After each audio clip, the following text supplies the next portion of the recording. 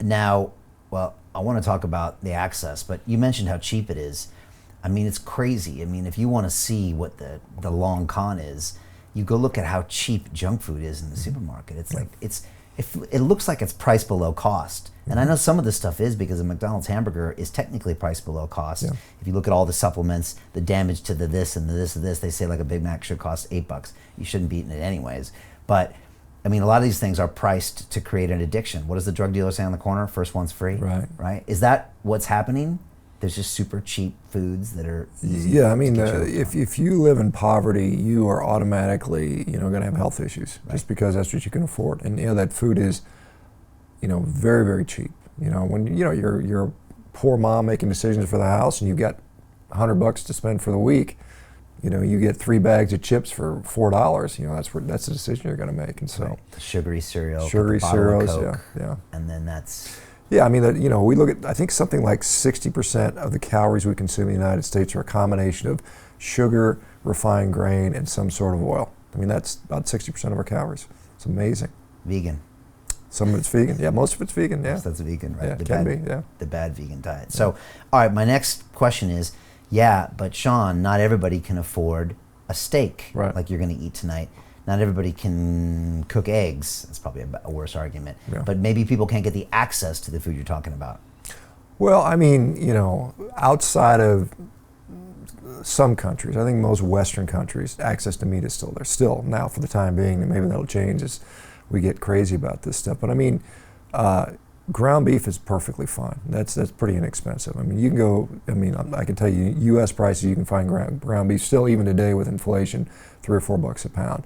A dozen eggs may cost you $4. And so you could eat for $7, $8 a day typically, which is, a cup of coffee at Starbucks, basically, something like that. So it is accessible, it's doable. You take into account all the garbage you're not eating, all the supplements that you have to take, all the pills you're taking, all the other things, all the time, all the prep time, all that stuff. It actually turns out to be about the same for most people. Okay.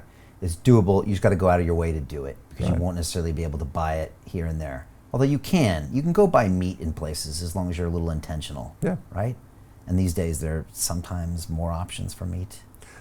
Well, I mean, if you're talking about a grocery store, there's plenty. You can buy direct from a rancher, which I often do. You can, if you have the space for a freezer, you can get 300 pounds of meat for $4 or $5 a pound typically. Even grass finished. So. Do you care about your meat as far as it being organic or what they put in it, or are you just give me the goddamn meat? Mostly the latter, but I'll put some caveats here. I like to enjoy what I eat, and I think certain meat tastes better than others. But I think it's important to realize that the data we have, the human data we have, comparing, say, grass-finished steak versus grain-finished steak, is not significantly different. There's no real. I've collected data on 12,000 people on this diet. Outcomes are no different depending on which type they use. Now, I will say from an environmental impact standpoint, there are some very good and compelling arguments to consume meat that's been pastured a certain way. That is to say, high density grazing with rotational, frequent rotation and movement of the cattle. That has a very beneficial effect on the diversity of the land, soil carbon sequestration, and so it's a net positive. It's interesting, there's a professor, Alan Williams, who's calculated that if we can convert, again, in the United States, around 30% of our cattle ranches to rotationally grazed, high-dense grazed cattle, we can offset all of the carbon emissions in the United States, everything. That's energy, that's transportation, that's industry sector, just by moving those cows onto the land. So a more efficient use of that land. Yeah. Because you're touching on the argument that cattle ranching basically has high carbon emissions, right? That's what's being called out. That was in, what was the movie? Cowspiracy. They went big on that, right? Yeah. And they went heavy on it's hurting the environment, which is just another thing for the vegans or certain people to talk about. So let's talk about that. Yeah, so if we look at what's currently being claimed. So right now, based on a 2006 study called Livestock's Long Shadow, they calculated that cattle emit 18% of worldwide greenhouse gases. Now, they corrected that number down to 14.5 because of a guy named Frank Mitlotter, who's out of UC Davis, and he said, hey, look, you're doing a life cycle assessment. You're not measuring direct emissions, and so they correct that number down. But the true number is 5%. So 5% of worldwide emissions are coming from livestock in general, cattle making up about 60% of that. They didn't, and they said 14% comes from the transportation industry and 14% come from cows. The transportation industry, they didn't do life cycle emission. They just looked at the tailpipe. So if they would compare tailpipe emissions from a car versus burps from a cow, it would be 14% for the car, 5% for the cows. But since they didn't do that, it's an apples to oranges comparison. Now the other thing that's important about that is the 14% is a worldwide global number. And so I live in the United States, you live in the UK. In the United States, cows are responsible for 2% of our greenhouse gas emissions because we have so much other emissions.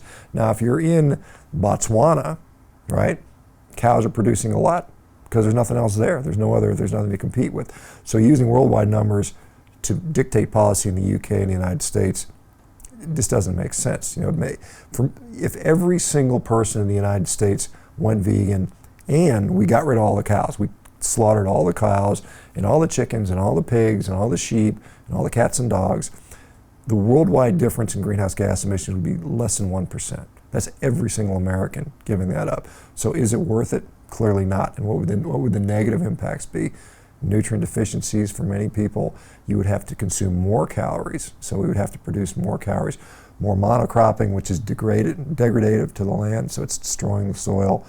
So it's not a solution. Veganism, worldwide veganism, will never work. Hey, it's Brian Rose, founder of the DeFi Academy. I've told you my 4-week crypto bootcamp is amazing, but don't take my word for it. This is what my students are saying. The DeFi Academy was an amazing experience for me. It took me totally out of my comfort zone. In this course, I was challenged, I was held accountable, and pushed to do things that honestly weren't always easy. It's been phenomenal, and I can't believe we're already up on our 4 weeks. It has flown by. Going through this DeFi accelerator by far was one of the best courses I've taken. You do this course, you really get into the nitty-gritty of the activities that will make you comfortable with decentralized finance.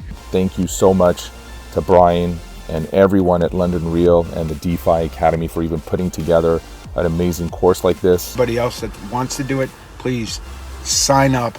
It is well worth the money.